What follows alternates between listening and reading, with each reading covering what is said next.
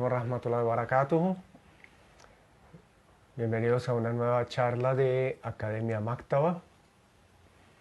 Esta semana, toda la semana, hemos estado transmitiendo charlas de diferentes temas relacionados con el Corán a propósito de la traducción del Sagrado Corán al español de Isa García y su equipo de trabajo, que hemos impreso la cuarta edición con Editorial Maktaba.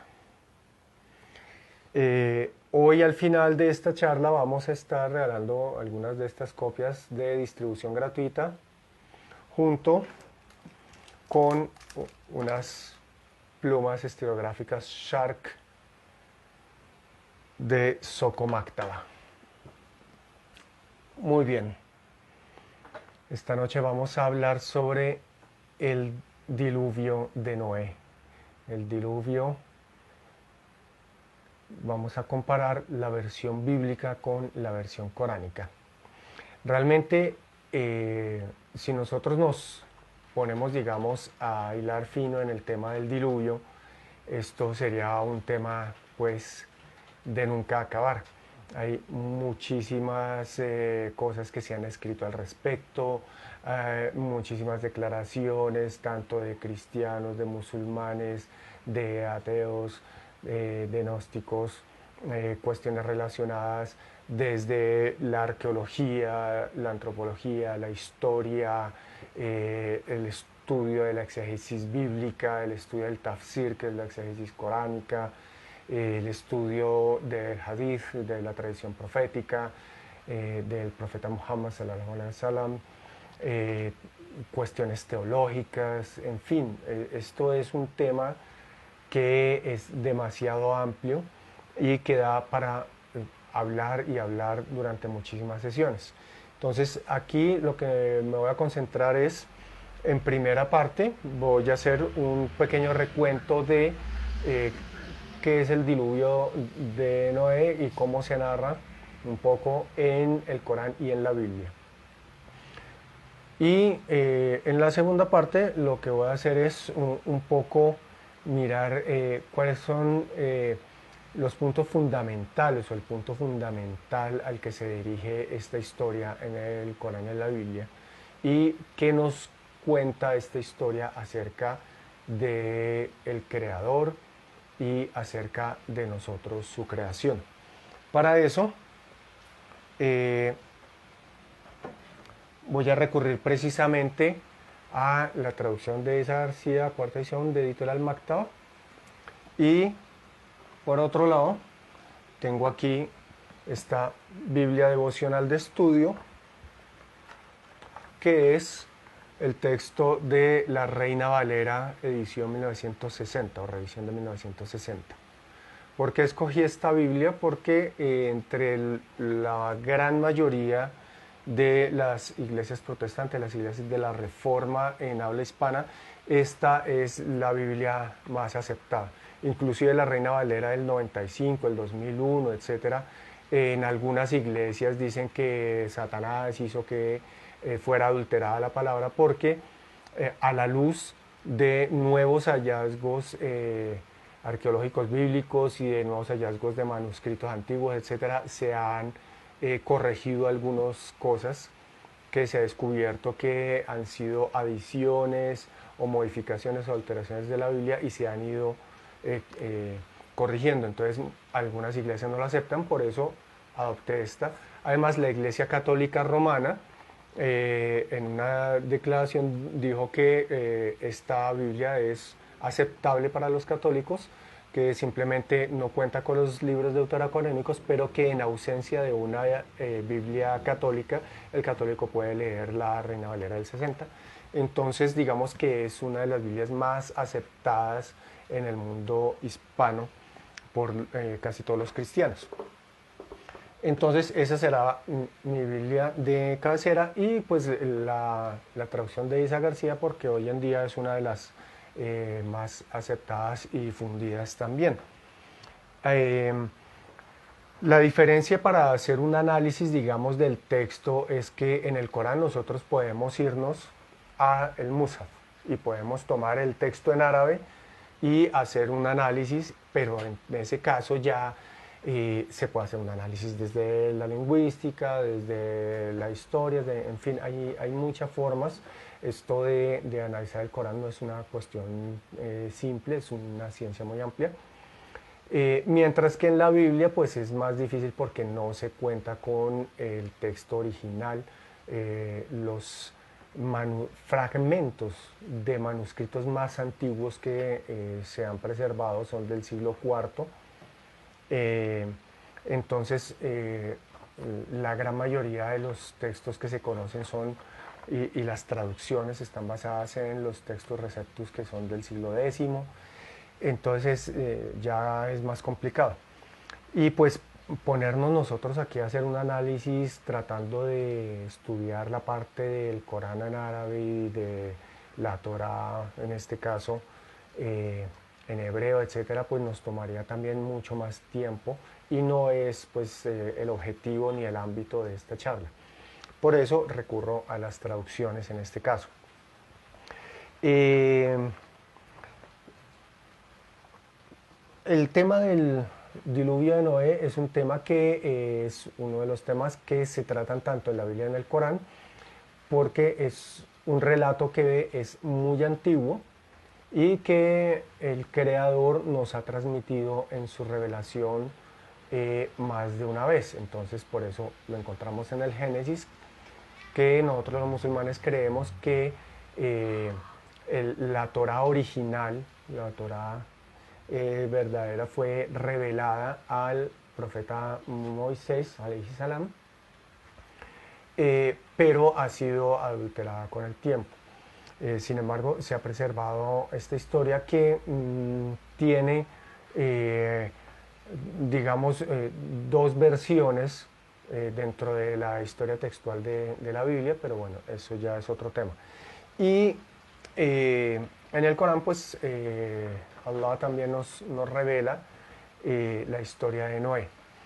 La historia de Noé en la Biblia se cuenta en el relato del diluvio en el Génesis de los capítulos del 6 al 9. Mientras que en el Corán, este relato del diluvio, al igual que muchos otros relatos que están en el Corán, se reparte en varias partes. Principalmente está en la Sura Hud, del profeta Hud, la número 11, en la Sura Al-Mu'minun, los creyentes, la Sura 23, en la Sura Nuh, la Sura del profeta Noé, la 71, y en la Sura Al-Araf, los lugares elevados, la número 7. En el Corán el nombre de Noé aparece 48 veces dentro de 28 de los capítulos del Corán. En ambos relatos, tanto en la Biblia como en el Corán, Noé es favorecido por Dios. Él es un profeta que ha sido elegido por el Creador. Esto lo podemos ver, por ejemplo, le damos aquí, vamos a irnos a Génesis 8.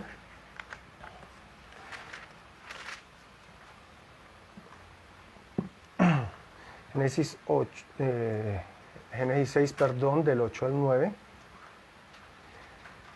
Dice, pero Noé halló gracia ante los ojos de Jehová. Estas son las generaciones de Noé. Noé, varón justo, era perfecto en sus generaciones, y con Dios caminó Noé. Entonces vemos que ahí nos retrata la Biblia a Noé como un hombre justo, como un hombre que fue elegido por el Creador. Y esto lo vemos también en el Corán 7:61, precisamente en la Sura Al-Araf. Vamos a leerlo aquí. 7:61.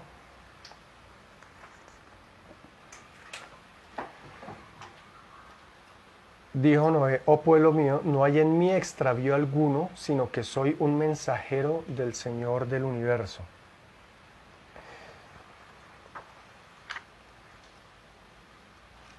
Y en 66:10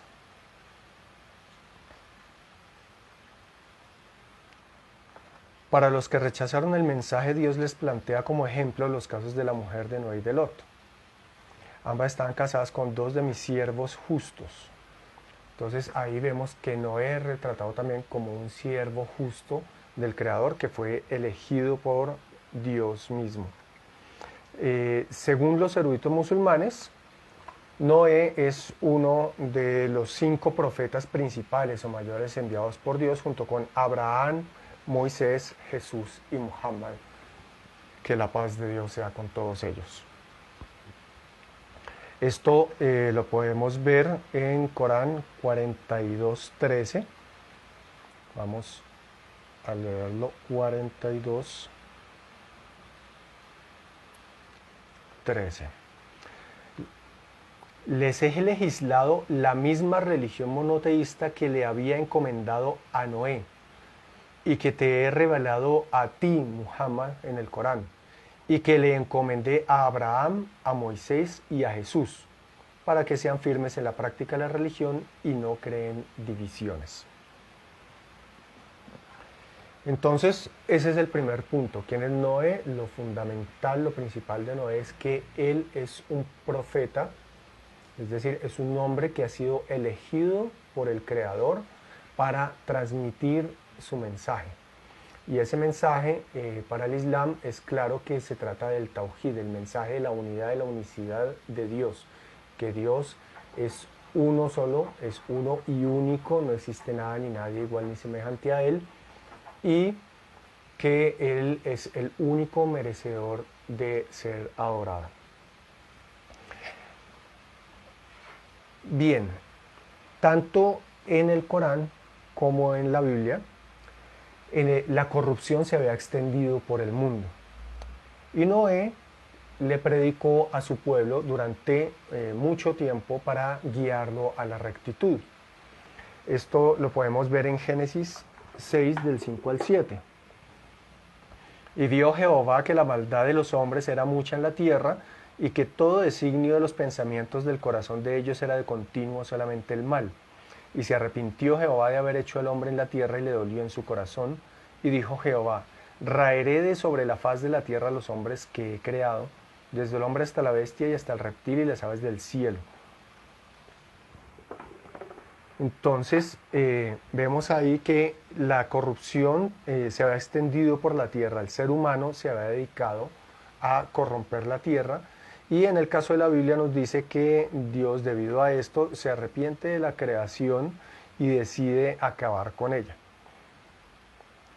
En el Corán, en la Sura 71, la Sura Noé, 22 al 23 nos dice: sus líderes conspiraron contra mí un terrible ardid y les dijeron: no abandonen a nuestros ídolos, no abandonen ni a Wat, ni a Suá, ni a Yaguz, ni a Ya'ub, ni a Nazar. Es decir, en el Corán nos dice que el pueblo de Noé estaba dedicado a la idolatría. Y en el Islam la idolatría es el mayor y el peor de los pecados.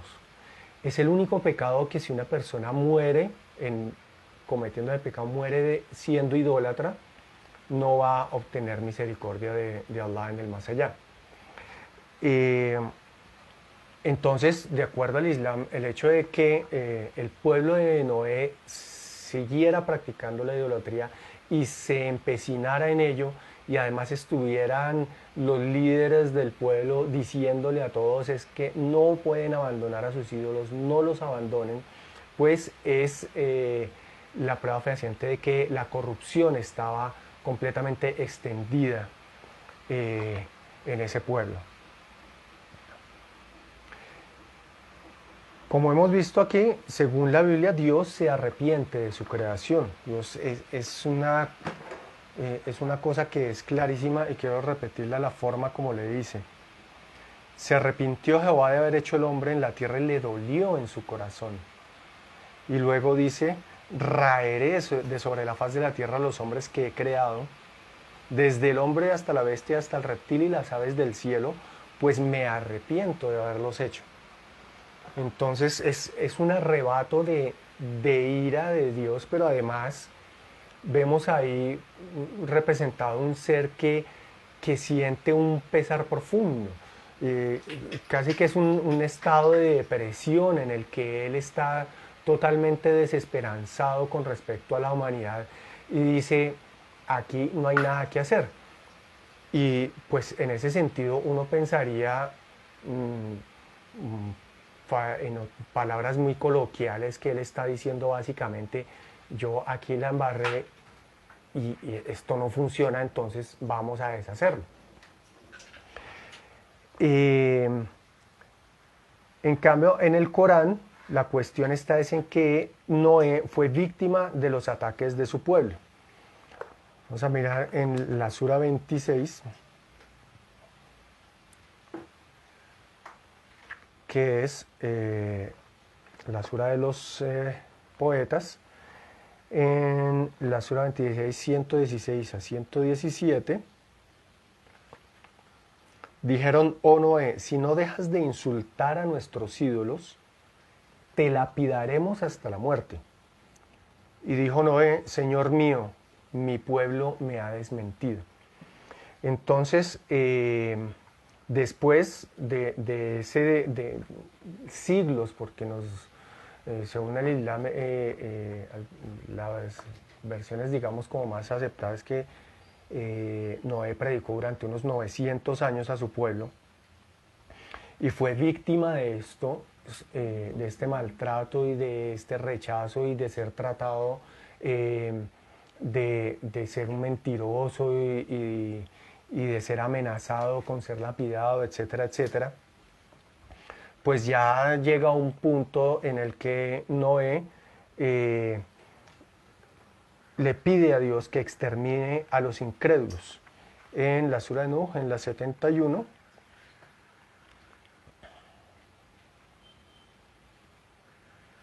vamos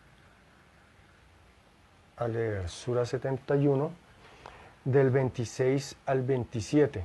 Dijo Noé: Señor mío, no dejes subsistir sobre la tierra a quienes niegan la verdad, porque si los dejas intentarán por todos los medios extraviar a tus siervos y no enseñarán a sus hijos sino el pecado y la negación de la verdad.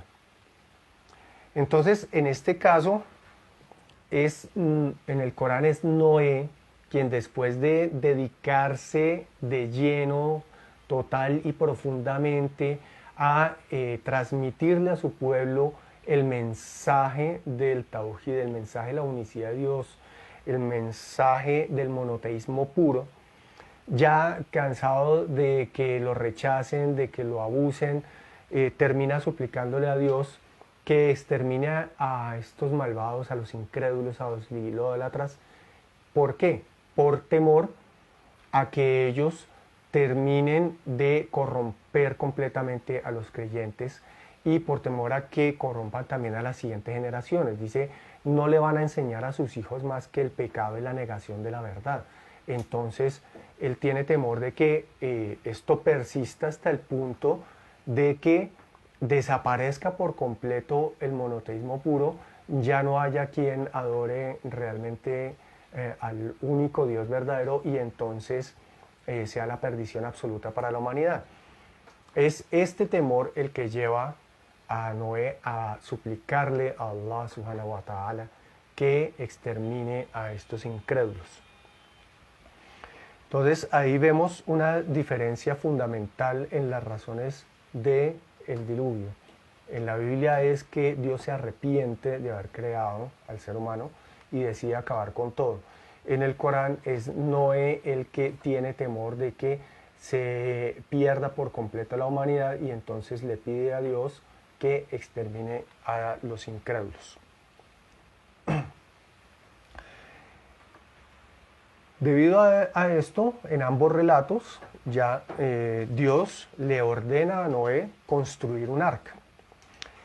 En la Biblia se dan detalles del arca. En la Biblia lo podemos ver en Génesis 6, del 14 al 16, donde dice: hazte un arca de madera de gofer. No hay claridad sobre qué tipo de madera es esa. Harás aposentos en el arca y la calafatearás con brea para impermeabilizarla por dentro y por fuera. Y de esta manera la harás de 300 codos la longitud del arca, de 50 codos su anchura, de 30 codos su altura.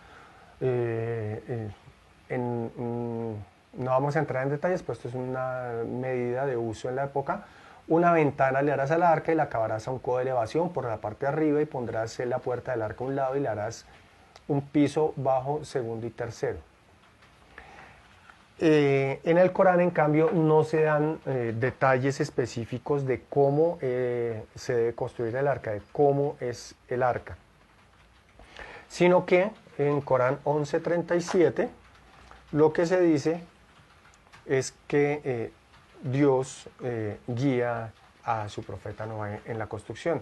En el capítulo Hud 11:26 al 27 vemos: no adoren sino a Dios, pues temo que si sigan adorando sus cielos los azote el castigo un día doloroso. Perdón, alma mortal. No, creo que me confundí de cita.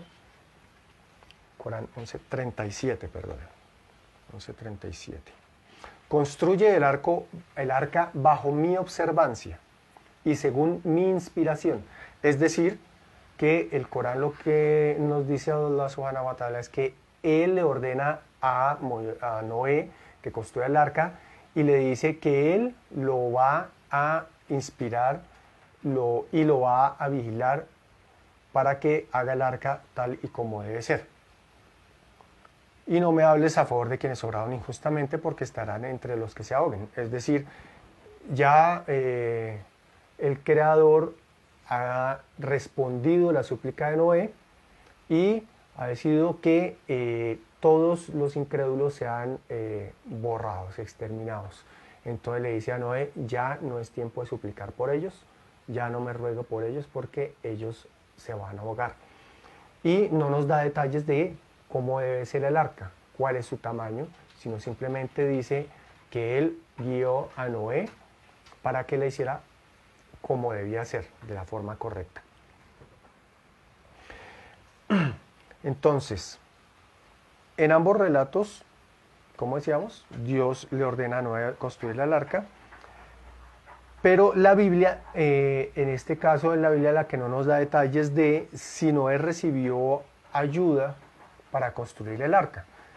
Según algunos estudiosos bíblicos, pues consideran que Dios mismo fue el que ayudó de una forma milagrosa a que el arca, Noé pudiera construir el arca, pero básicamente la Biblia nos dice que él la construyó solo.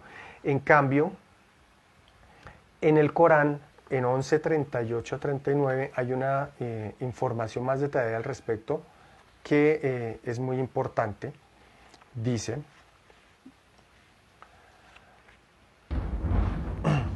mientras construía el arca, perdón, está cayendo un aguacero fuerte aquí en Bogotá. Está diluviando. Realmente, acá acabo de escuchar un grito de una vecina que se asustó con el rayo. Cayó muy cerca. Dice el Corán en la Surah Hud 11:38-39: mientras construía el arca, cada vez que pasaban ante él los poderosos de su pueblo, se burlaban. Y él les decía: si se burlan de nosotros, sepan que ya nos burlaremos de ustedes como lo hacen ahora. Es decir, de acuerdo a lo que nos dice el Corán, Noé no estaba solo construyendo el arca. Él estaba con sus seguidores, con los creyentes, construyendo el arca juntos, y los incrédulos iban y se burlaban de ellos, le hacían bullying, y él les decía: ya vamos a ver quién va a reír al último. Según la Biblia, en el arca entraron 7 parejas de cada especie de aves y 7 parejas de cada especie de los animales limpios y una pareja de cada especie de los animales impuros. Esto está en Génesis 7 del 2 al 3. Dijo luego Jehová a Noé: entra tú y toda tu casa en el arca, porque a ti he visto justo delante de mí en esta generación. De todo animal limpio tomarás 7 parejas, macho y su hembra, más de los animales que no son limpios, una pareja, el macho y su hembra. Y también de las aves de los cielos, 7 parejas, macho y hembra, para conservar viva la especie sobre la faz de la tierra. En el Corán no se especifica esto, sino que en el Corán se especifica simplemente que Noé entró al arca con una pareja de cada especie. Por otro lado, según la Biblia, Noé debió reunir en el arca suficiente de cada uno de los alimentos que comieran estas especies. Eso está en Génesis 6:21. Ahí nos dice: y toma contigo de todo alimento que se come y almacénalo y servirá de sustento para ti y para ellos. Entonces tenía que alimentar a todas estas especies diferentes y por supuesto significaba tener un almacén de todo tipo de alimentos gigantesco. Y pues bueno, ahí viene una cantidad de cuestiones acerca de cómo hizo para que los animales carnívoros no se comieran a los herbívoros, de toda la cantidad de comida que había que haber, de cómo hizo para deshacerse de todas las heces fecales, de los desechos de estos animales, etcétera, etcétera. Hay una cantidad de cuestiones que se han escrito al respecto de cómo fue que esto ocurrió. Pero ahí sí, ni la Biblia ni el Corán nos dan ningún detalle al respecto. Eso sí, el trabajo tenía que haber sido muy duro para los que estuvieron en el arca, porque si nomás mantener un zoológico, esto era mucho más cantidad de animales en mucho menos espacio, pues tenía que haber sido tremendo. Como leímos ahorita, en la Biblia nos dice, la orden de Dios a Noé fue: entra tú y toda tu casa en el arca. Según la Biblia, se salvó Noé y toda su familia. En el Corán, en cambio, los que suben al arca son Noé y sus seguidores, Noé y los creyentes. Y uno de los hijos de Noé no era creyente, él era incrédulo, él no sube al arca. Él dice que él se va a subir a una montañita y ahí se va a salvar.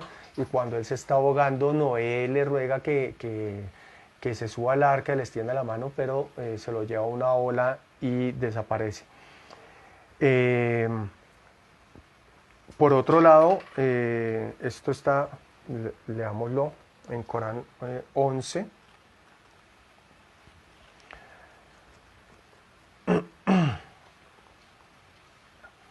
Vamos a leerlo en Corán 11, el 42 al 47.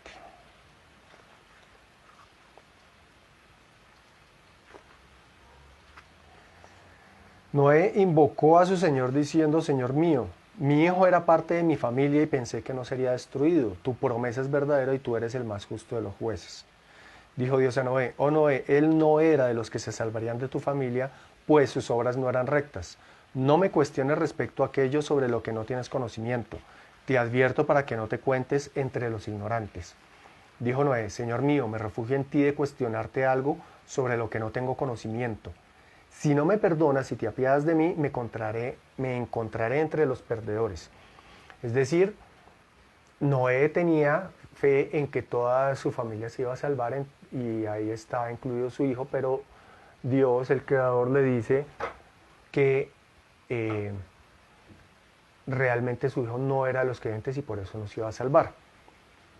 Ahora, hay otra parte del Corán que es en la Sura 66, en la Leya 10, donde habla de la esposa de Noé. En esta parte no se habla en específico del diluvio, pero nos dice: para los que rechazaron el mensaje, Dios les plantea como ejemplo los casos de la mujer de Noé y la de Lot. Ambas estaban casadas con dos de mis siervos justos, pero no creyeron. Y Noé y Lot no pudieron hacer nada por ellas ante Dios. Y el día del juicio se les dirá: entren ambas en el fuego junto con los demás condenados. Aquí esta ley trata principalmente nos está diciendo a todos que por más que nosotros queremos, y junto con otras leyes del Corán que tratan este tema, el Islam nos enseña que es Allah, es Dios, es el creador, el que da la guía. Por más que uno le haga dawa a alguien, que uno trate de enseñarle el Corán, el Islam, que uno trate de convencer a esa persona de que entra al Islam, Si Dios no le da la guía, si Dios no le pone el Islam en su corazón, no va a hacerse musulmán. Y aquí nos recalca que incluso en este caso dos grandes profetas enviados por Dios mismo, elegidos por Dios, que eran ejemplo para la humanidad, ejemplo para el pueblo al que le fueron enviados, ellos no pudieron evitar que sus propias esposas fueran incrédulas y se perdieran. Ahora bien, ¿esto qué tiene que ver con el diluvio? Pues que ahí está la mujer de Noé.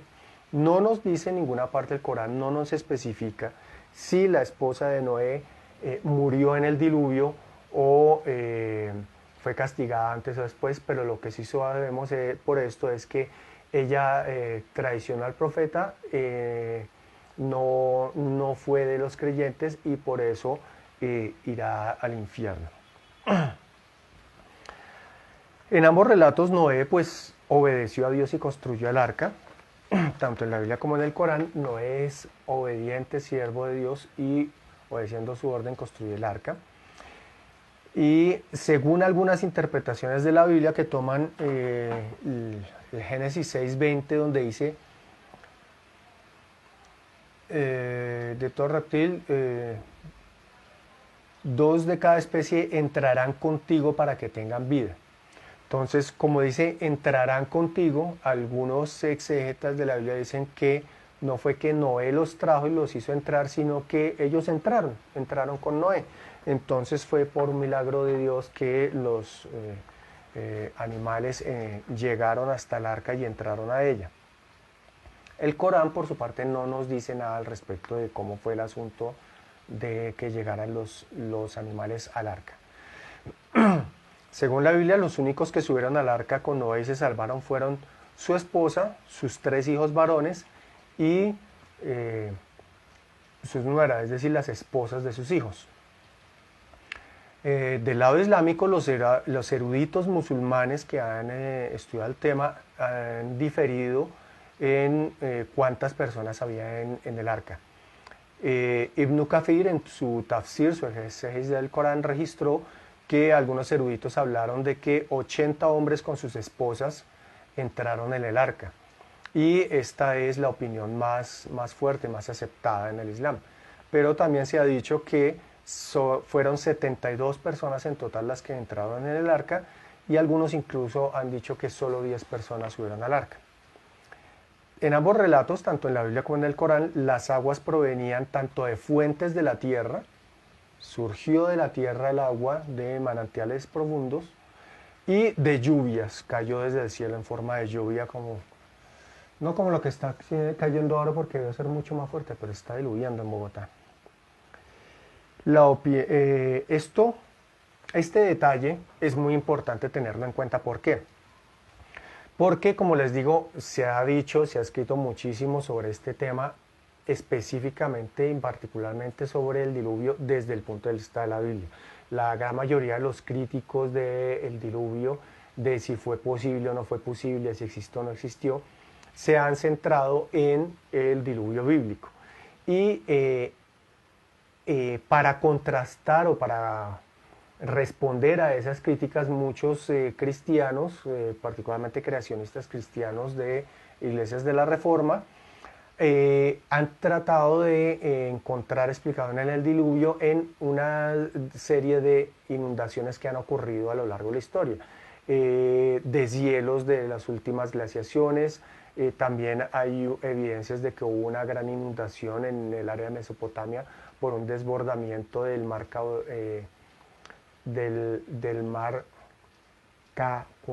se me fue la palabra, el mar Caspio sobre el mar Negro.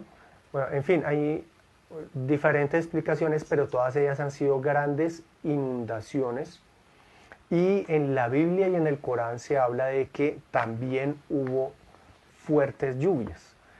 El diluvio no es sinónimo de inundación. En este caso el diluvio es proveniente tanto de aguas de la tierra, de manantiales, como de muy fuertes lluvias. Tanto en la Biblia como en el Corán se podría decir que están de acuerdo en que básicamente se vino el cielo sobre la tierra en unas lluvias torrenciales. Entonces las explicaciones del diluvio que se refieren únicamente a inundaciones, pues no explicarían ni el relato bíblico ni el coránico. Ahora bien, la Biblia en 7 del 17 al 23 nos detalla en qué momento de la vida de Noé ocurrió el diluvio. Nos detalla hasta dónde llegaron las aguas, nos detalla cómo flotó el arca, etcétera, etcétera, mientras que en el Corán no tenemos esos detalles exactos.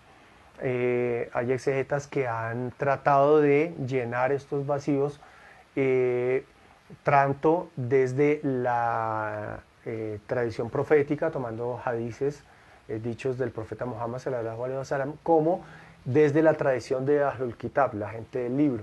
Entonces también han tomado información de los exegetas bíblicos para tratar como de llenar los huecos en la historia. Pero no tenemos detalles en el Corán al respecto. La Biblia no es muy clara con respecto a la duración del diluvio. En Génesis 7, 11, 12, 17 y 27 y en 8, 3 y 13 nos dice diferentes cosas. Por ejemplo, la mayoría de la gente pues siempre toma la idea que nos da aquí en 17, 7, 17 en el Génesis, y fue el diluvio 40 días sobre la tierra. Y las aguas crecieron, alzaron el arca y se elevó sobre la tierra. Esta duración de 40 días con sus noches no es, digamos, la única, porque después nos da otros detalles. Por ejemplo, en 8.3, y las aguas decrecían gradualmente de sobre la tierra y se retiraban las aguas al cabo de 150 días. Entonces, digamos, no sabemos si fue que llovió durante 40 días, pero se mantuvieron las aguas durante 150 días. En realidad los exegetas bíblicos tampoco se han puesto de acuerdo en esto, porque de acuerdo a estos estudios, se dice que el agua cubrió la tierra por completo durante más de un año incluso. Entonces no hay claridad al respecto en el relato bíblico, y en el coránico sencillamente no hay datos al respecto. De cómo terminó el diluvio, sí hay acuerdo, tanto en el Corán como en la Biblia, de que Dios ordenó que cesara de llover y que la tierra absorbiera el agua. Entonces fue así como terminó el diluvio. Y en ambos relatos el arca descansó en un monte. ¿Qué monte? Pues hay divergencias, y además, por ejemplo, en el caso bíblico, no nos habla de un punto en específico, sino como de un área geográfica. El monte Ararat del que habla la Biblia no es un monte específico como tal. Debido a esto, muchas veces, sobre todo en la historia reciente, digamos del siglo XX y XXI, han habido expediciones a diferentes áreas en Turquía, en Irán, en Irak, en Siria, y han declarado que han encontrado restos del arca. Pero todo esto ha sido pues más bien publicidad y especulación, etc.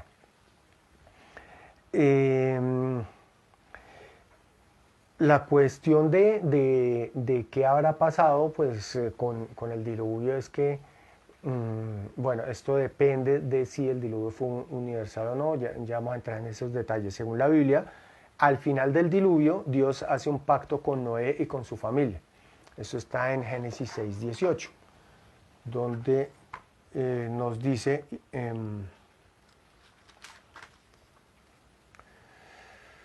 Mas estableceré mi pacto contigo y entrarás en el arca tú, tus hijos, tu mujer y las mujeres de tus hijos contigo. Ese pacto del que él habla, aquí después en 9:17 nos especifica: dijo Dios a Noé, esta es la señal del pacto que estableció entre mí y toda carne que está sobre la tierra.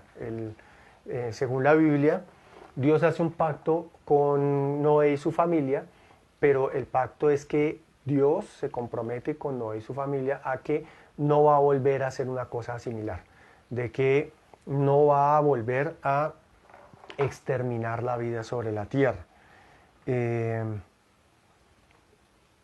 Estableceré mi pacto con vosotros, de Génesis 9:11, y no exterminaré ya más toda carne con aguas de diluvio, ni habrá más diluvio para destruir la tierra. En cambio, en el Corán, aunque en el Corán también se habla de un pacto, no es un pacto que Dios haya hecho después del diluvio con Noé y su familia, sino que desde un principio Dios ha hecho un pacto con Noé y con todos los profetas, pero es un pacto en que no es Dios prometiéndole a ellos, sino son ellos los que están comprometidos con el Creador a ser sus fieles siervos y a cumplir sus órdenes y a cumplir su palabra y a transmitir su palabra, obviamente. El arco iris que pone Dios como señal del pacto con Noé es algo que aparece en la Biblia, pero que no existe en el Corán. Y en la Biblia, al terminar el diluvio, aquí hay una cuestión que es importante tener en cuenta. Lo primero que hizo Noé cuando termina el diluvio, según la Biblia, fue sacrificar animales y aves puros en holocausto a Dios. Por eso era importante que no es que entran 2 de cada especie en el arca. De los aves y de los animales puros entran 7 parejas. Y después Noé sacrifica a varios de estos animales en holocausto a Dios por haberlos salvado del diluvio. Y Dios bendice a Noé y a sus hijos para que se multipliquen y repoblen la tierra. El Corán no habla nada de esto. Pero ¿qué fue lo segundo que hizo Noé según la Biblia? Aquí me voy a detener un poquito porque esto es importante. Como hemos visto en el principio, tanto en la Biblia como en el Corán, se resalta que Noé es un hombre justo, que Noé es un hombre que ha sido elegido por Dios para transmitir su mensaje, para servir de ejemplo a su pueblo. Entonces, Noé es un profeta de Dios y como tal es un ser humano que tiene un comportamiento excepcional, que es un ejemplo para toda su sociedad. Sin embargo, la Biblia contradice completamente esto más adelante. Cuando termina el diluvio, lo primero que hace Noé, lo segundo que hace Noé después del holocausto es plantar un viñedo y luego con este viñedo producir vino y luego con este vino se pegó una borrachera de Padre y Señor y en medio de esa rasca tan brutal que tenía se empelotó y se puso a bailar desnudo en su tienda y así lo encontraron sus hijos desnudo en la tienda. Y peor todavía, su hijo Ham entra a cubrirlo, a cubrir su desnudez para que no, pues, no caiga pues, en desgracia, no cubrir su pudor y toda la cosa. Entonces el hijo está actuando bien porque va a protegerlo, va a ayudarlo. En medio de esa rasca, pues vestirlo y venga papá, y me imagino que llevarlo a la cama, etcétera, etcétera. Pero resulta que Noé se entera de lo que pasó, no se sabe, la Biblia no detalla quién le contó, cómo se enteró, qué fue lo que pasó, porque al parecer él no se acuerda por sí mismo de la rasca, la borrachera tan terrible que tenía, pero se entera de que su hijo Ham lo vio desnudo, se quedó mirándolo desnudo y lo cubrió. Entonces eso para él es una afrenta terrible de cómo así que usted vio mi desnudez, y entonces lo maldice y maldice al hijo de Ham, que es su nieto Canaán. Entonces esto es una cosa terrible.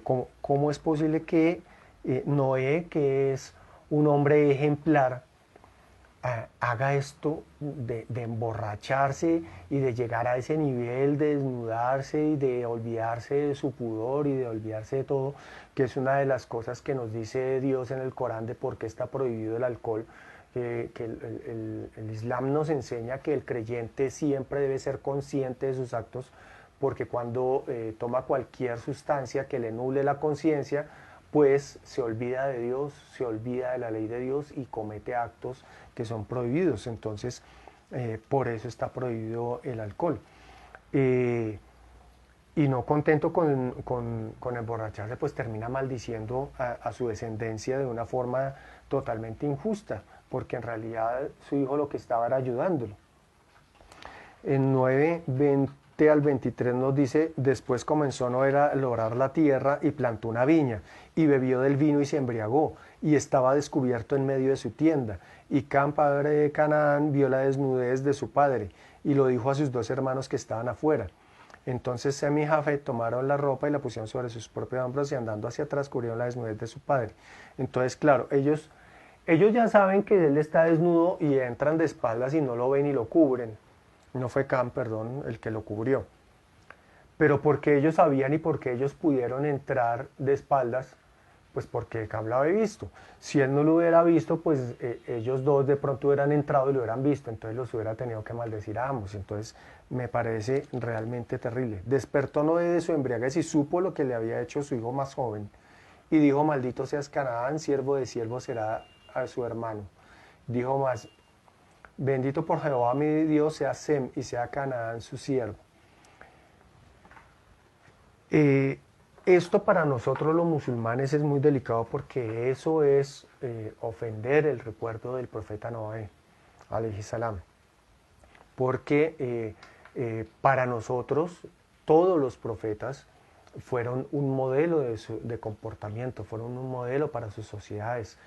Todos ellos se comportaron de la mejor manera. De hecho, pues nosotros creemos que el profeta Muhammad, que fue el último de los profetas, sallallahu alaihi wasallam, la tradición de lo que nosotros seguimos, que es su sunna, que es su ejemplo de vida, es básicamente la forma como vivieron todos los profetas. Entonces, si nosotros seguimos la sunna de Muhammad, estamos siguiendo la sunna de Jesús, estamos siguiendo la sunna de Moisés, estamos siguiendo la sunna de Noé, estamos viviendo como vivieron los profetas, estamos siguiendo su ejemplo. Entonces, cosas como esta para nosotros son terribles. Nosotros no podemos aceptar que un profeta se comporte de una manera tan terrible, a menos que haya sido un error que haya cometido y que de inmediato Dios le hizo el reclamo y él se corrigió. Pero en este caso él maldijo a parte de su descendencia, a una de sus líneas de descendencia, y eso se quedó así. Y Dios en ningún momento en la Biblia le recrimina por su embriaguez ni por su comportamiento. Entonces, esto es algo que realmente no está de acuerdo con la imagen de rectitud que la misma Biblia anteriormente nos había dado de Moisés. Ahora bien, ya con estos detalles, ¿qué podemos nosotros pensar acerca de la naturaleza del diluvio? Los eruditos bíblicos han hecho cálculos del momento en que ocurrió el diluvio con base en el calendario de Usher Lightfoot, que es un cálculo que hecho a partir de la Biblia. Se determinó que Dios terminó la creación el domingo 23 de octubre del 4004 a.C. a las 9 de la mañana. Entonces, a partir de ahí se ha hecho un cálculo aproximado de cuándo vivió Noé.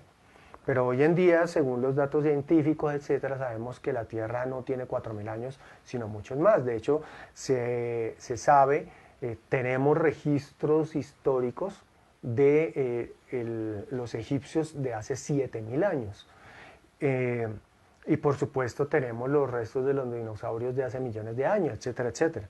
Entonces decir que con base en esta fecha podemos calcular cuándo ocurrió el diluvio, pues no tiene mucho sentido hoy en día. El Corán no nos da ningún detalle, entonces realmente no podemos decir con claridad, ni con mucho menos con alguna precisión, cuándo vivió Noé y cuándo ocurrió el diluvio. Como no podemos decir eso, entonces nos queda abiertas muchas posibilidades de por qué ocurrió este diluvio y cuándo ocurrió. Debido a esto, pues hay divergencias en cuanto a el carácter del diluvio de acuerdo a los eruditos islámicos. Dentro del cristianismo no hay duda, y en el judaísmo, porque la Biblia, digamos que es bastante clara, y las exégesis bíblicas siempre han estado de acuerdo en que el diluvio bíblico fue universal. Es decir, que el agua cubrió absolutamente toda la tierra. Incluso la Biblia detalla que hasta el monte más alto de la tierra fue cubierto y por encima de él llegaron las aguas. Esto es precisamente ha sido muy criticado por muchas razones. Por ejemplo, una de ellas, si toda el agua cubrió la tierra, pues las aguas de los mares fueron las que dominaron. Las aguas de los mares tienen tanta sal que obviamente al cubrir toda la tierra, pues toda el agua tuvo que haberse salado. Entonces cuando bajó las aguas por completo, toda la tierra tuvo que haberse salado. Y nosotros sabemos lo que pasa, por ejemplo, el desierto de Mojave y otros lugares son el fondo de un lago que se formó cuando se levantaron las montañas y entonces quedó atrapada agua del mar, y cuando esta se secó por completo quedó la sal, y entonces esa parte es un paisaje totalmente desolado donde no crece absolutamente nada porque está la sal ahí acumulada. Entonces, si el diluvio fue universal, ¿cómo no quedó absolutamente toda la faz de la tierra convertida en un desierto de sal? Esa es una de las críticas. Otra crítica es que si todo, absolutamente todo el planeta fue cubierto por las aguas, entonces, ¿qué pasó con las plantas? Si no hay ningún detalle de que Noé hubiera cargado con ejemplares de cada planta sobre la tierra. Y entonces los exegetas bíblicos pueden decir que los animales por un milagro llegaron caminando hasta el arca, pero ¿y las plantas qué pasó? Etcétera, etcétera. Hay muchísimos detalles que como que no congenian con la idea de un diluvio universal. Sin embargo, de acuerdo al texto bíblico, pues está claro que tuvo que haber sido universal, y de acuerdo a la exégesis coránica, pues no hay detalles claros e inequívocos al respecto. Entonces han habido opiniones divididas. Una de las opiniones más extendidas ha sido la de que el diluvio fue universal, pero también han habido grandes eruditos que han dicho que esto no es posible, y ya vamos a entrar en eso. Por ejemplo, si el diluvio fue universal, Noé habría sido enviado para toda la humanidad. Pero el Corán dice que Noé fue enviado a su pueblo, por ejemplo, en 7:59. Entonces, si nosotros miramos el capítulo 7:59, 7 al Araf 59, aquí nos dice: envié a Noé a su pueblo. Les dijo: oh pueblo mío, adoren solamente a Dios, porque no existe otra divinidad salvo Él. En 7:64, pero lo desmintieron, entonces lo salvé junto a quienes estaban con él en el arca, y ahogué a quienes habían desmentido mis signos. Ellos fueron gente ciega. Al pueblo de Ad le envía a su hermano Hud como profeta, y les dijo: oh pueblo mío, adoren a Dios, pues no existe otra divinidad salvo a Él. Entonces ahí nos hace una comparación. Así como envió a Noé a su pueblo, envió a Hud al pueblo de Ad. Y en varias partes del Corán Dios nos dice que Él le ha enviado a cada pueblo un profeta. En 11:36 también nos dice: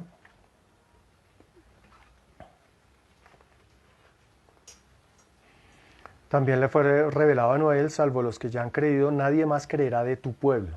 No te aflijas por lo que hacen. También lo vemos en 23:23.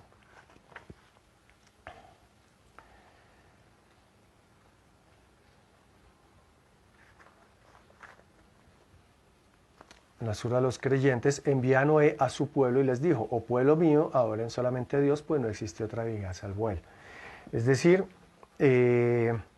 lo que han entendido algunos eruditos musulmanes es que Noé fue enviado a su pueblo y no a toda la humanidad.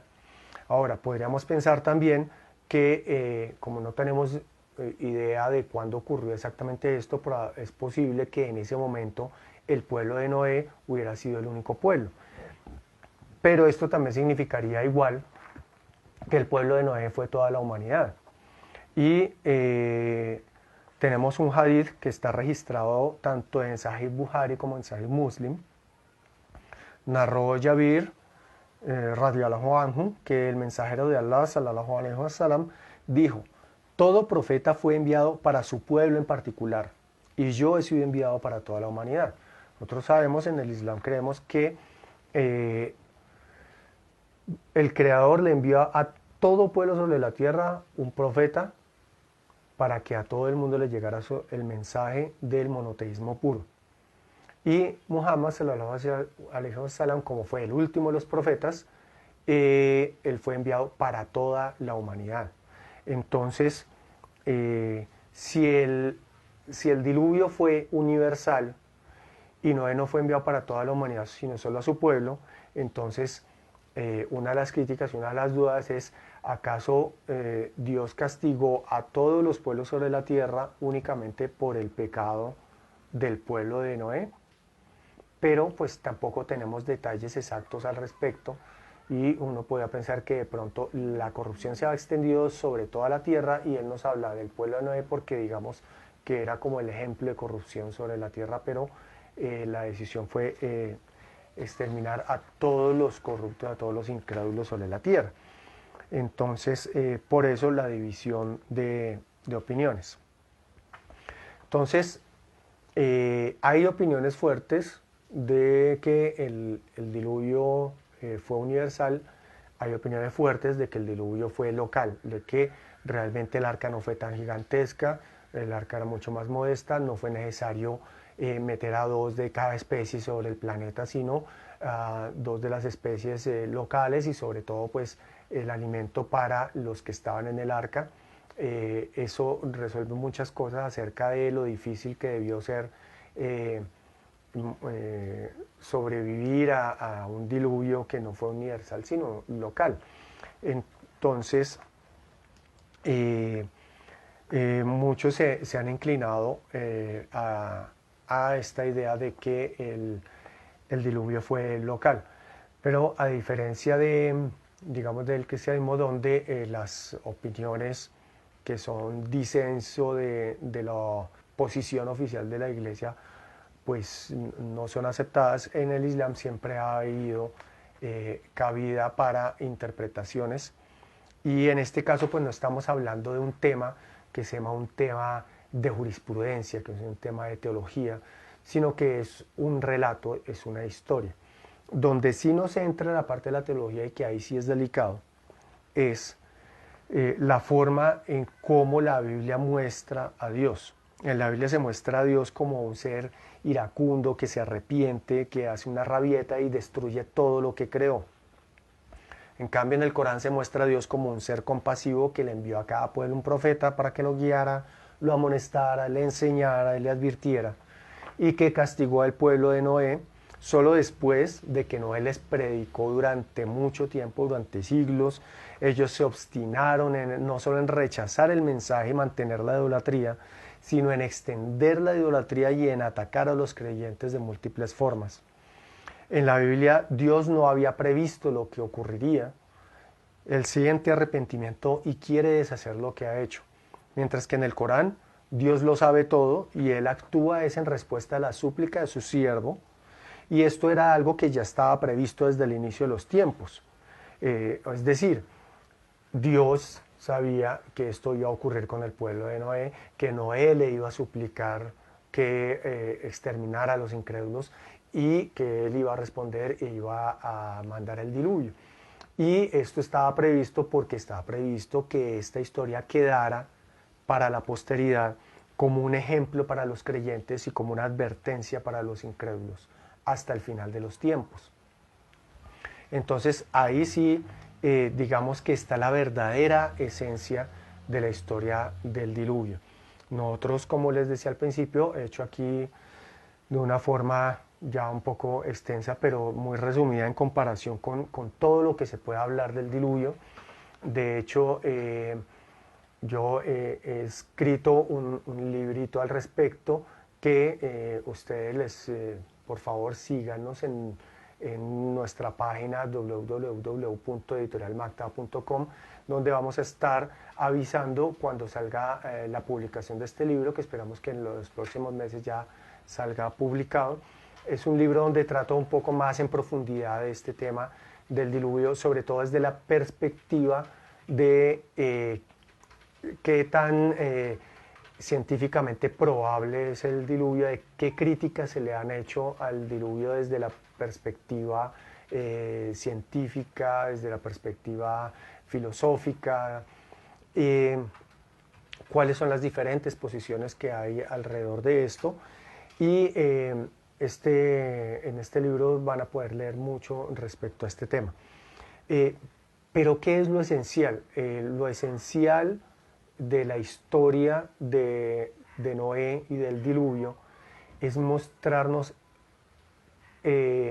por un lado, el ejemplo de Noé, que incansablemente estuvo predicando y solo le suplicó a Dios que erradicara a los incrédulos cuando ya él vio que había peligro de que desapareciera el monoteísmo, de que estos incrédulos solo le enseñaban a sus hijos el error y el pecado, y no hacían sino atacar a los pobres creyentes que quedaban, los pocos creyentes que quedaban, atacarlos, y entonces iba a llegar un momento en que los iban a acabar.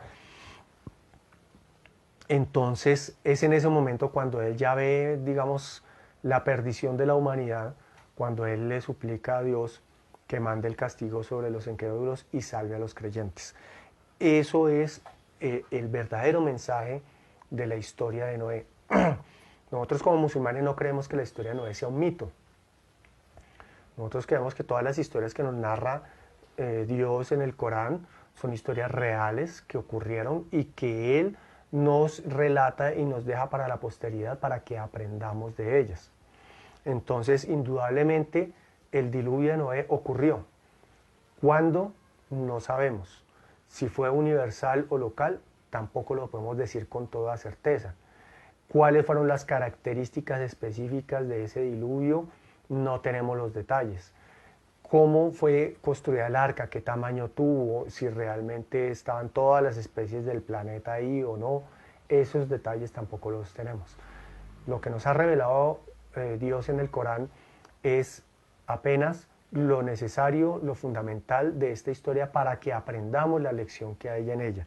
Y la lección es la lección de que vemos a un grupo muy pequeño de creyentes, según las, digamos, los números más grandes que consideramos, que han considerado los eruditos musulmanes, es que 80 hombres con sus esposas entraron en el arca. Digamos, no sé, 100, 120, 150 personas estaban en el arca. Esos eran todos los creyentes que había.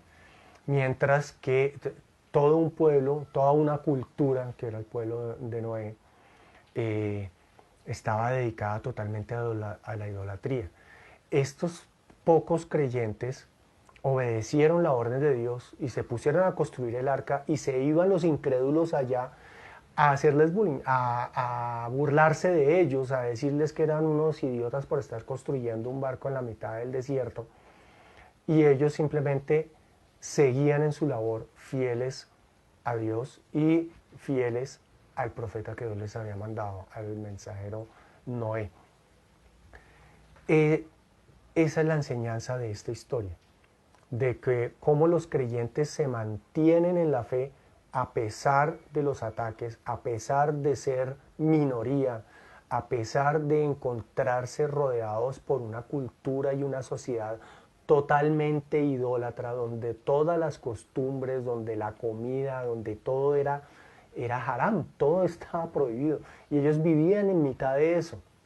Entonces, si nosotros en nuestras sociedades, por ejemplo aquí en Latinoamérica, decimos, no, vivir aquí es terrible porque estamos rodeados de incredulidad, es difícil conseguir comida halal, es difícil encontrar mezquitas donde rezar, somos poquitos, etc.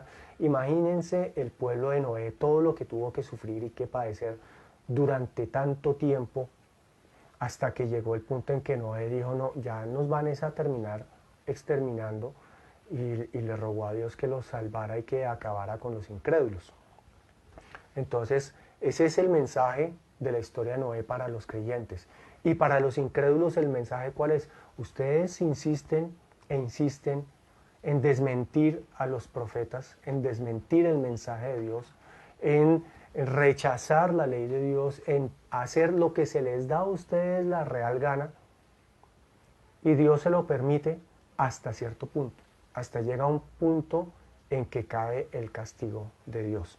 Entonces es la advertencia y a la vez invitación a los incrédulos de que abandonen sus malas prácticas, de que abandonen su incredulidad, de que abandonen su idolatría y acepten el Islam, el monoteísmo puro.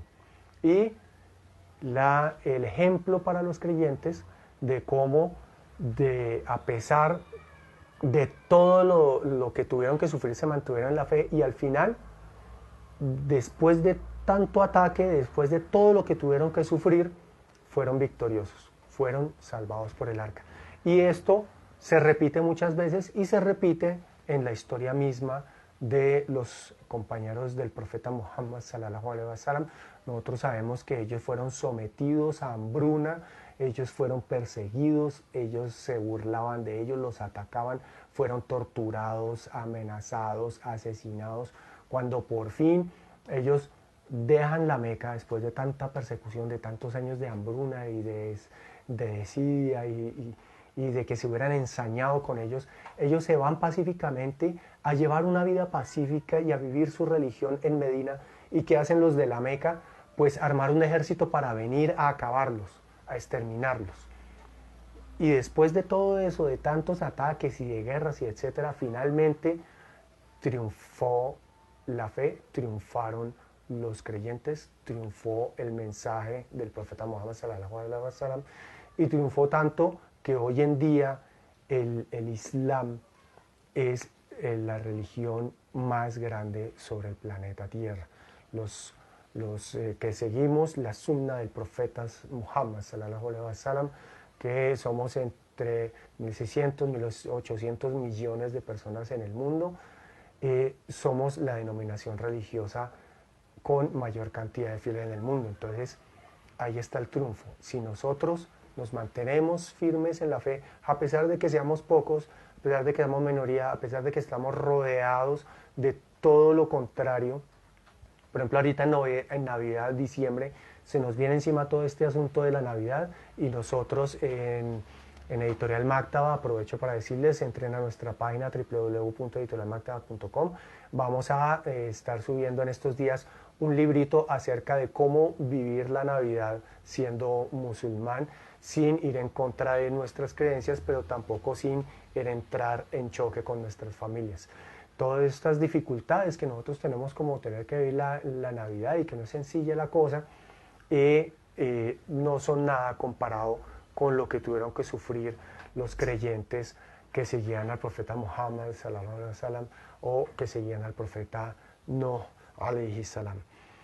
Entonces, bueno, hasta aquí dejo la charla. Espero que haya sido de utilidad para ustedes, que los haya ilustrado, que les haya dejado claro sobre todo la gran diferencia entre la forma como nos presenta a Dios el relato del diluvio en la Biblia y cómo nos presenta a Dios el relato del diluvio en el Corán, y que esa es una de las razones por las cuales nosotros estamos ciertos, y en el Corán Dios mismo nos lo dice, que aunque, por ejemplo, este relato del diluvio está en el Génesis, que formó parte de la Torá, aunque originalmente la Torá fue revelada por Dios a Moisés, los Salmos a David, el Evangelio a Jesús, y hubo otros libros revelados como los rollos de Abraham, estos libros no se preservan, no tenemos los manuscritos originales, y lo que tenemos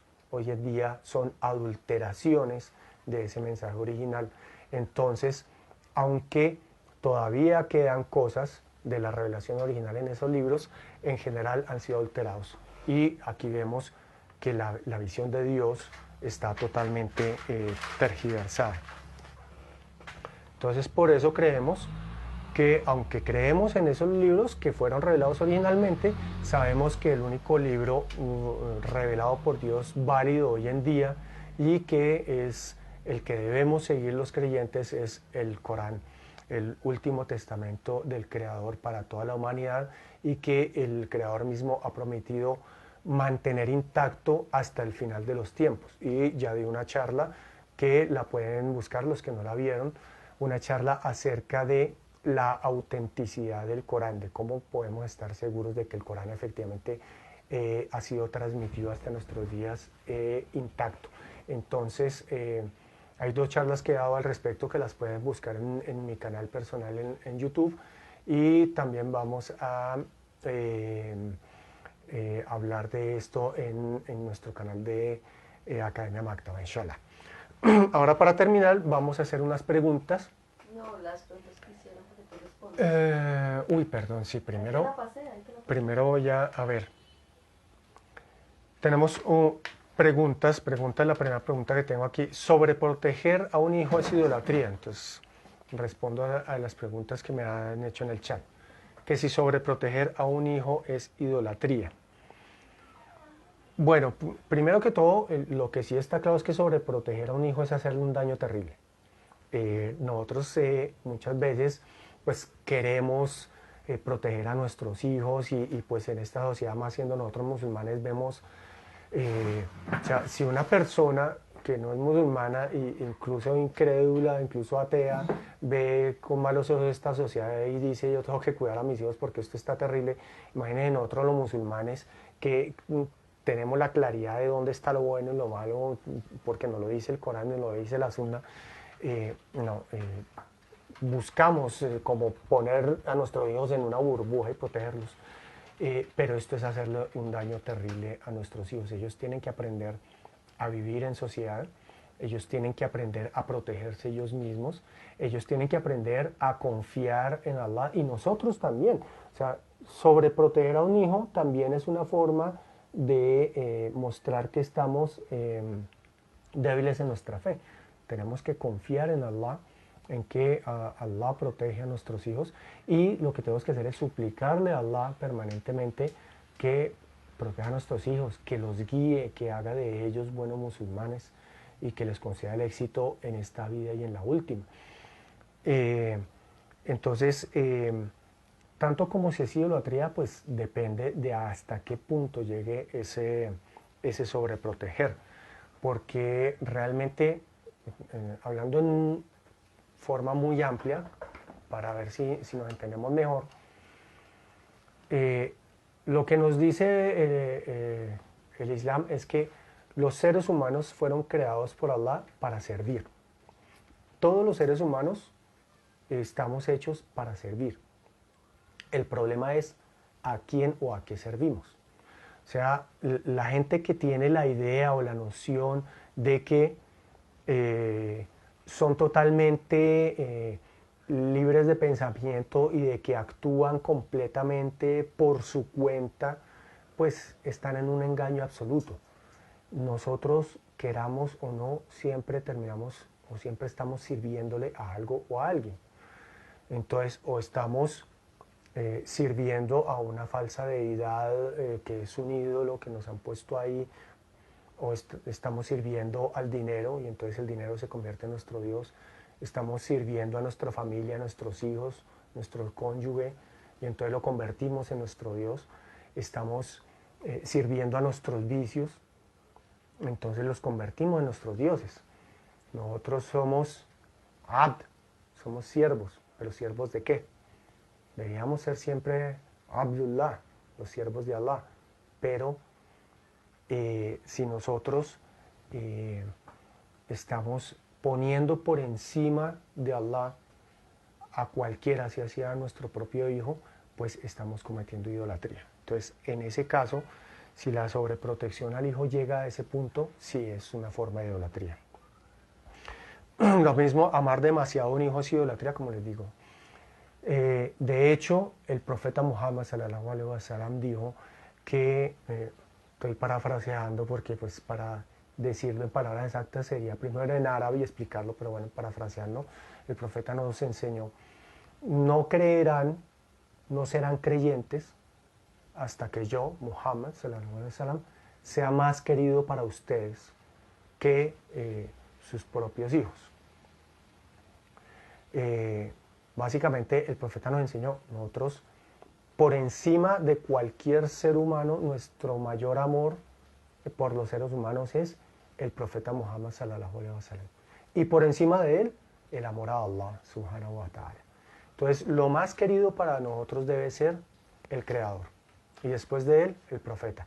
Si nosotros tenemos a alguien o a algo que amamos más que el profeta, no estamos siendo creyentes. Y si lo ponemos por encima de Allah, ya totalmente estamos en la idolatría. Recuerden que la idolatría es el único pecado, es tan grave que es el único pecado que si morimos idólatras, eso no va a ser perdonado. Como musulmanes debemos creer en verdad que Allah se arrepintió de crear al hombre, como dice la Biblia. No, por supuesto que no, y eso es algo que quería enfatizar al final de mi charla. La visión de Dios que nos entrega el relato del diluvio de la Biblia es una visión de Dios que es totalmente contraria a la visión de Dios en el Islam. Y por eso nosotros decimos, el Dios en el que creemos nosotros los musulmanes es el mismo Dios de los cristianos y los judíos. Es el Dios de Abraham, es el único Dios verdadero, es Allah el Creador. Los cristianos árabes también dicen Allah.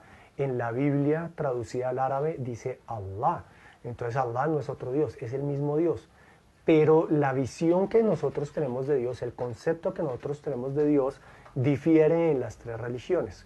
Y nosotros los musulmanes decimos que nosotros tenemos el monoteísmo puro, el tauhid, porque la visión de nosotros de Dios es la visión correcta, la visión que nos reveló Dios mismo en el Corán. Entonces esta visión de un Dios humanizado que se deprime y entra en crisis y se enoja porque ve que el ser humano que creó eso la embarró, eso ha sido la destrucción del mundo, la corrupción, y entonces llega a un punto en el que está en crisis profunda y dice, no, voy a acabar con esta vaina y voy a exterminar al ser humano y de paso con toda carne sobre la tierra voy a acabarlos a todos porque esto no, esto así no sirve, esto no me sirve y no, y ya no, así no. Es una rabieta, realmente no solamente es un Dios humanizado, sino es un Dios infantilizado. Esto no es el concepto de Dios en el Corán y nosotros no creemos en esa visión de Dios. Para nosotros, Dios no se arrepiente, Dios no entra en crisis. Dios sabía lo que iba a pasar, Él conoce todo, el presente, el pasado, el futuro, porque para Él no está limitado por el tiempo ni el espacio. El tiempo y el espacio son dos cosas que Dios creó. Él está por fuera de eso. Entonces para Él no hay pasado, presente ni futuro, Él está fuera del tiempo. Entonces Él ya lo sabe todo, Él lo conoce todo. Él sabía que el pueblo de Noé lo iba a rechazar. Y Él sabía que Él iba a mandar el diluvio porque Él sabía que Noé le iba a pedir que mandara el diluvio. Entonces eso estaba previsto. Estaba previsto que eso ocurriera y estaba previsto que eso quedara registrado para la posteridad, para que nosotros aprendiéramos de la lección de eso que ocurrió en ese momento.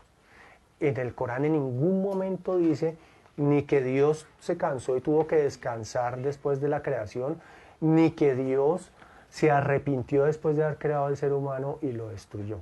Eso no lo creemos nosotros, eso va en contra de nuestra creencia, va en contra del tauhid, va en contra de la creencia de que Dios es el más perfecto, el absolutamente perfecto.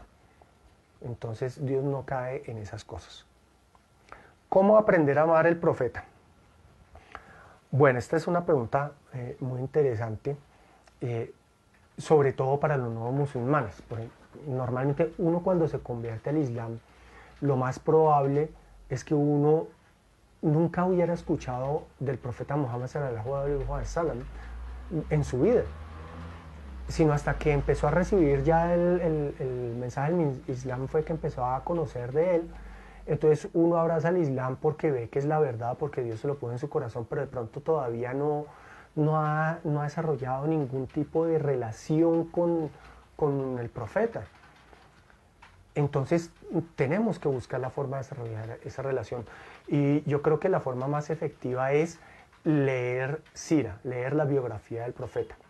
Por ejemplo, uno de los libros más conocidos y más importantes de la Sira es este libro, El Néctar Sellado. El Néctar Sellado es una biografía muy completa del profeta que ganó premios y que ha sido muy traducido y muy difundido en todo el mundo. Leer este libro es una de las cosas fundamentales.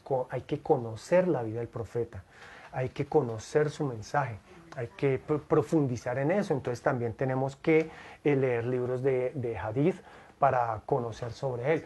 Hay libros, este todavía no lo tenemos en español, pero para los que lean en inglés, si lo pueden conseguir, Al-Adab al-Mufrad, que es una recopilación que hizo el imán Bukhari de hadices del profeta Muhammad sallallahu alaihi wasallam relacionados con los buenos modales. O sea, aquí uno aprende del comportamiento del profeta, de cómo el hombre era en todos los aspectos una persona caballerosa, gentil, amable, solidaria. Era un ser humano excepcional, y cuando uno lee de eso y aprende de eso, uno se da cuenta de que era una persona tan hermosa, tan maravillosa, que uno empieza a amarlo, uno empieza a desarrollar ese cariño por el profeta y por todo lo que nos enseñó, y entonces surge ese deseo de seguirlo, de imitarlo, de acercarnos a él y de aprender más de él. Obviamente pues están las obras de hadices, por ejemplo, este es Sahih Muslim, 2, 4, 6, 8, 9 tomos en árabe. Hay un resumen traducido al español que se puede encontrar en redes, en PDF, porque muchos hadices pues esto en árabe así de grande, y Bukhari es mucho más grande. Nosotros queríamos traer Sahih Bukhari de Egipto, pero ni en las 3 maletas que teníamos permitidas cargar nos cabía todo eso. Entonces leer este libro, que también lo tenemos en español, que es Riyad as-Salihin, es traducido normalmente como El Jardín de los Justos. Ese también lo tengo por acá.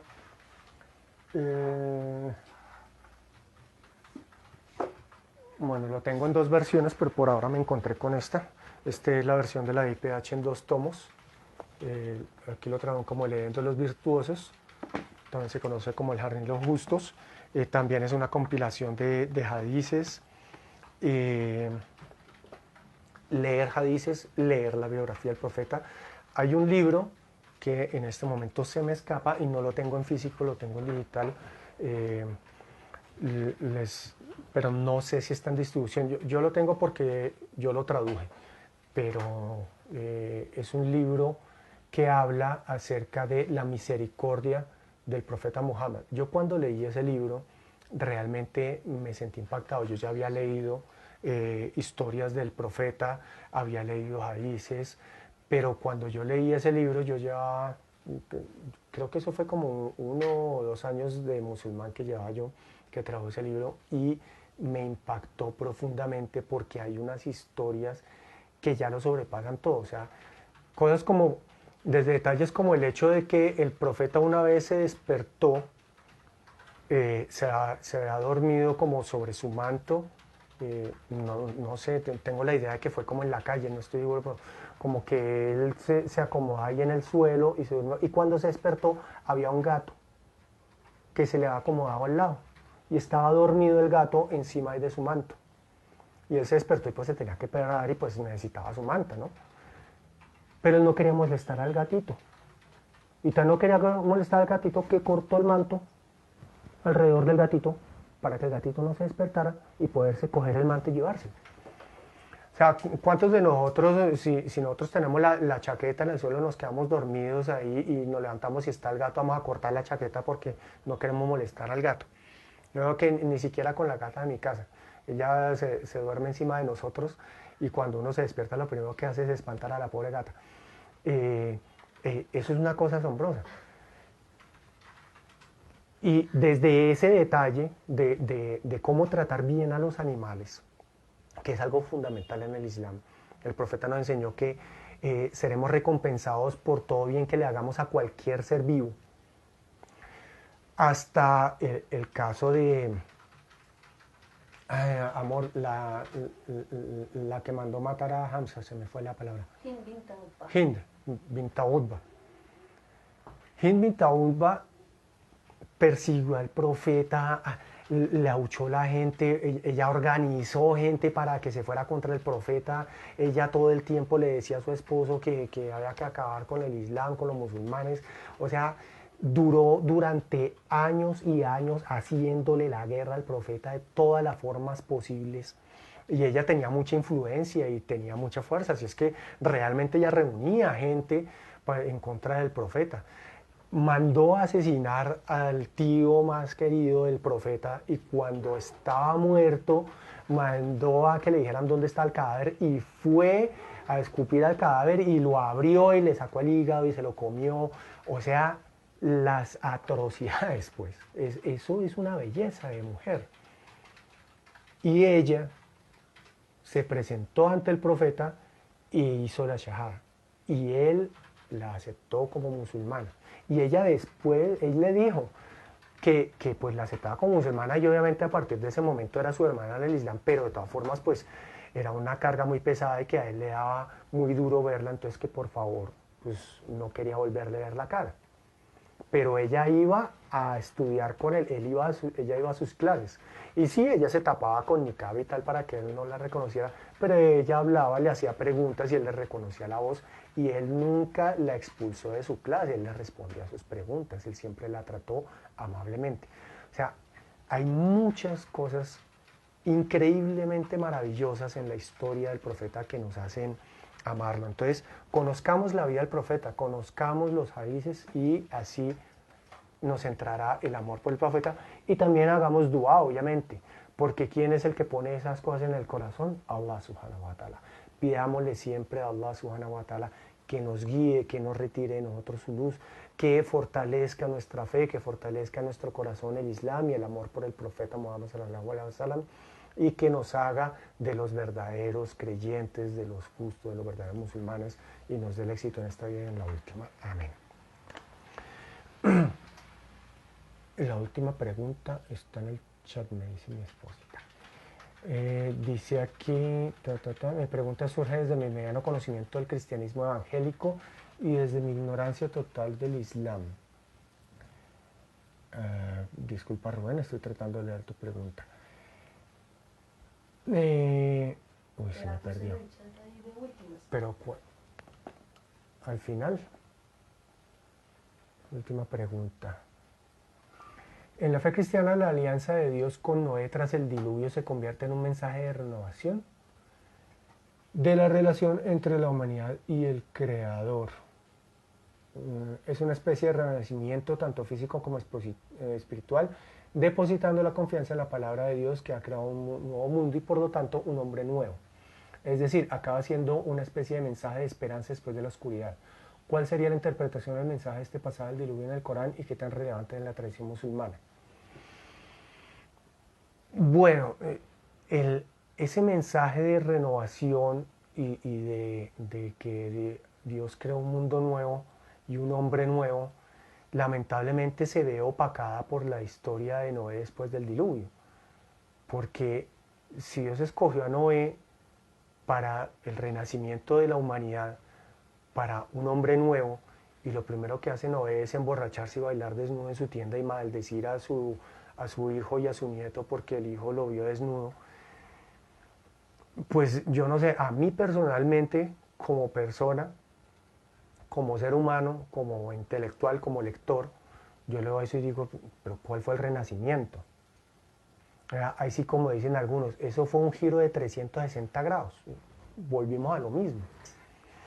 No sé, a mí personalmente no me inspira nada, o sea, no me da esperanza de renacimiento, no me da esperanza en la humanidad, no me la dio porque yo soy musulmán hace como 12, 13 años, pero yo soy de familia católica y también estudié antes del Islam algo de religiones comparadas y estudié algo del protestantismo y estuve asistente observador en algunas iglesias.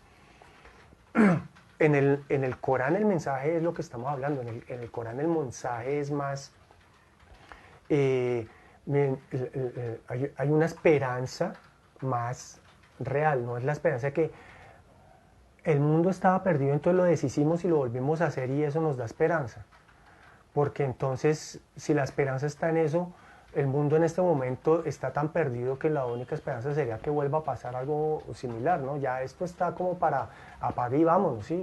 Que se deshaga esto y se haga algo nuevo porque es que estamos peor que en la época de Noé, o por lo menos esa es la sensación que uno le da, ¿no? Bueno, en fin, hay muchas razones para pensar así.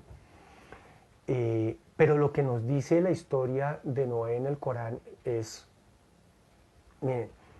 miren ustedes el ejemplo de los creyentes y el ejemplo de los incrédulos.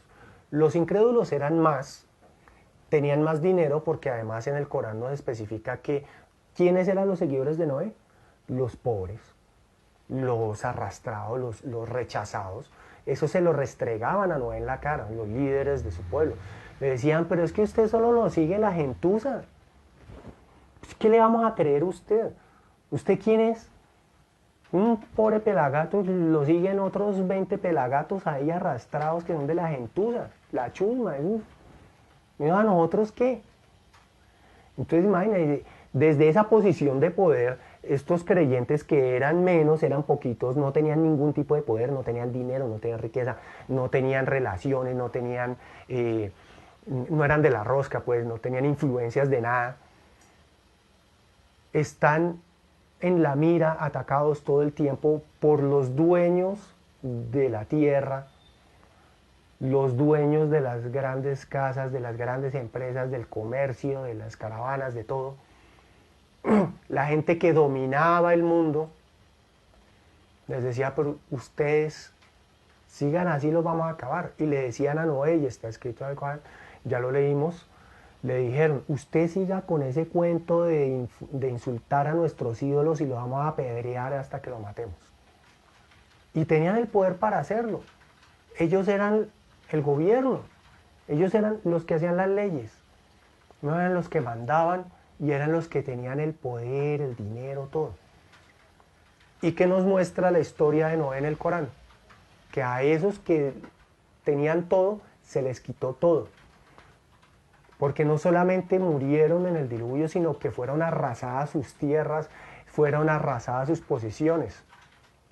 No he dicho, no quedó piedra sobre piedra. Sus animales, su ganado, sus mascotas, todo fue destruido. Su descendencia, sus apellidos, quedaron borrados de la faz de la tierra. Y los creyentes que sufrieron sus ataques, al final triunfaron, fueron protegidos por Dios, fueron llevados a la salvación por Dios y a ellos se les entregaron esas tierras que le fueron arrebatadas a estos. Y les dijo, oh Dios, vean, ahí tienen, para que ustedes sean los nuevos propietarios de esta tierra y lo hagan bien. Entonces, para mí esa es mucha más esperanza, porque no es la esperanza de que si esto ya está mal, pues hay que destruirlo y volvamos a empezar. No, es la esperanza de que aunque todo se vea mal, aunque los grandes y poderosos estén dominando sobre un mundo cada vez más podrido y ellos son los que dicen y dictan las leyes, y nosotros los creyentes somos, por ejemplo, nosotros los musulmanes aquí en Latinoamérica somos minorías, somos poquitos, aquí nos miran feo, hay países como en España donde los maltratan, los humillan, no puede rezar usted en un parque porque se le viene la policía encima. En Francia, los ataques contra los musulmanes, mujeres que por salir con hijab a la calle las golpean, hasta les prohíben que entren a ciertos espacios si tienen vestido el hijab, mejor dicho, la persecución total. Pero la historia de Noé me da esperanza de que en medio de toda esta persecución y en medio de toda esta dificultad, si nosotros mantenemos la fe, si nos mantenemos fieles al Islam, si nos mantenemos fieles a Allah, el Creador, si nos mantenemos fieles al profeta Muhammad, sallallahu alaihi wasallam, al final vamos a ser los vencedores. como le dijo Noé a los que iban y se burlaban de ellos mientras construían el arca, Noé básicamente les dijo, búrlense, vamos a ver quién ríe de último. Eso básicamente fue lo que les dijo y eso es lo que me da mi esperanza, ¿sí? Está difícil, pero al final nosotros somos los que vamos a triunfar porque somos los que estamos del lado de la verdad.